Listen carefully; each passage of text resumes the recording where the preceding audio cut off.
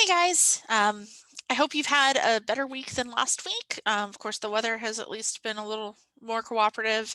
I know some of you were able to get moved back onto campus.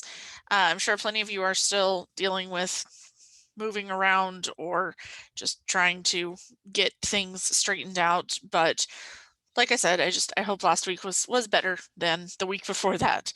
Um, for this week, our readings are fairly short. It's a little longer than just the one little poem and the incredibly short story of an hour, but still pretty short readings to get us back into the swing of things.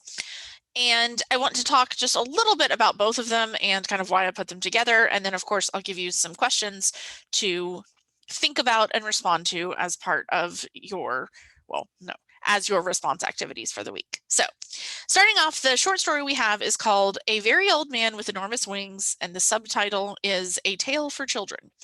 It's by Gabriel Garcia Marquez. And I think the most important thing I can say about this book, or sorry, this story ahead of time, is that it is from a genre that is called magical realism. And the things to think about with what that means are that things in the story will happen that are magical. Things in the story will happen that are very much everyday kind of occurrences. And the magical things that happen will be treated as though they are everyday occurrences.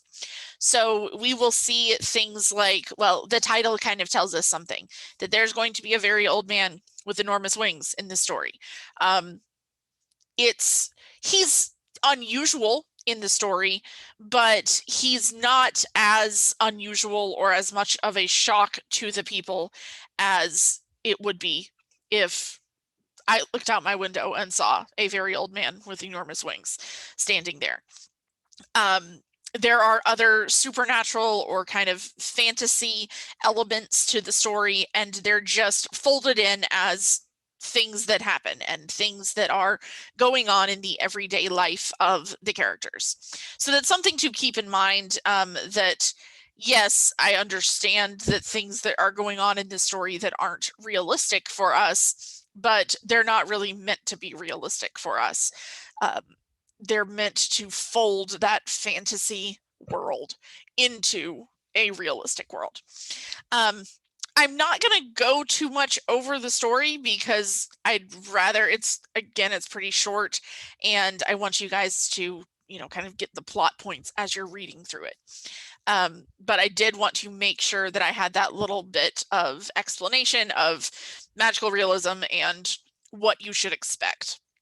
And I've put it with a kind of, I guess you could call it a hyper real poem, which is called This Is Just to Say by the American poet William Carlos Williams. And this poem is extremely simple, extremely straightforward. It is not symbolic of anything. If you read in your textbook some little bits of interviews that people have given to William Carlos Williams, you'll see that this is just a poem. It's something that happened. He wrote it. Here's the poem. So it's incredibly simple.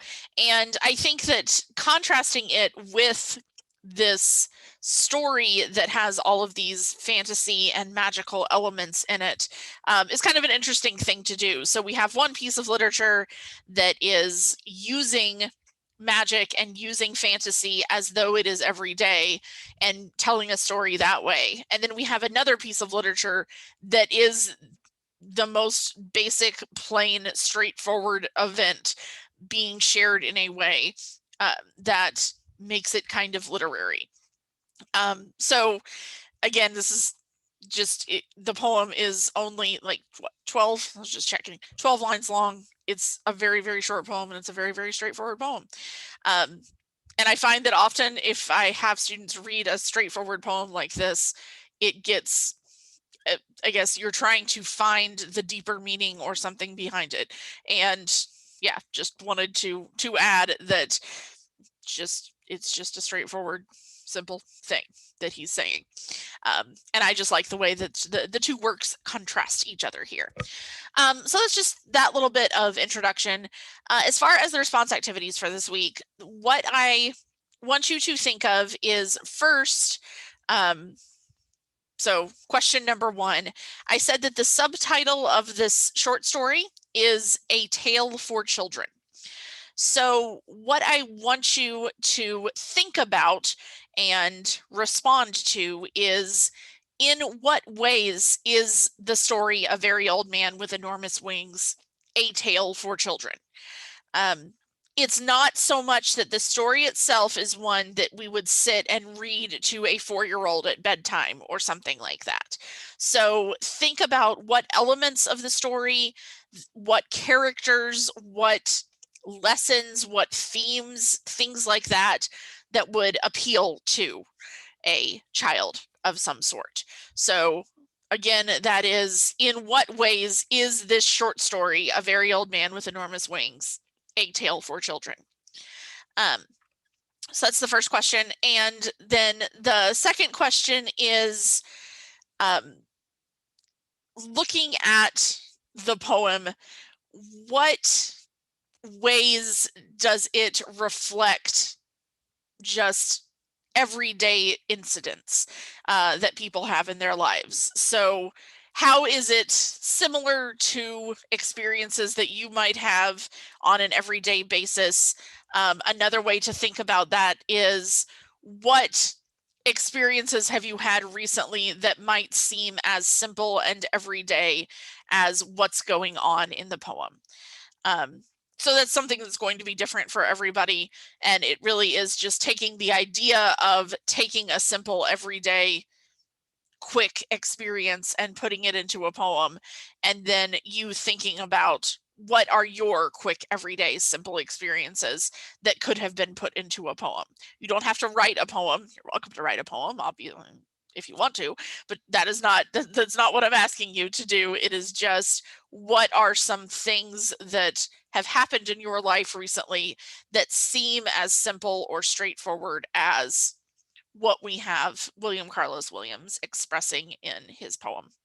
So those are the two questions or prompts that I do want you guys to respond to this week. So, once you've read the story and the poem, and you've done the reading guide with them, then, go ahead and give some thought to these questions. You'll also notice that for this week, I've posted a check-in assignment for your literary analysis essay. So the literary analysis essay has been posted in the major assignments link in Blackboard. So there's a prompt, read that, look at the directions, keep it open when you go to take the check-in assignment. It's a test, but just like the reading guides, it's not meant to be a test. That's just how the formatting works. So there are just 5 questions about the literary analysis prompt that will make sure that you've read the prompt and have understood what the purpose of the assignment is and what you're going to be doing. And it gives you a space to ask any questions that you do have at this point as well. So definitely make sure that you give yourself some time this week to look at that assignment prompt and then complete that check-in assignment in the weekly folder. So all I've got for you right now. Do remember, if you have questions about anything, if you have gotten behind because of whatever with everything that's been going on lately, just make sure you reach out, let me know what's going on so I can help you plan a way to get caught back up. You can always text me, you can always email me, you can always come to my office hours, or you can do any of those things to set up either a phone call or another Zoom meeting outside of my office hours. So whatever works for you. And I hope that this week continues to get better and things start to get back to normal for you, whatever that means. And I will talk to you guys later.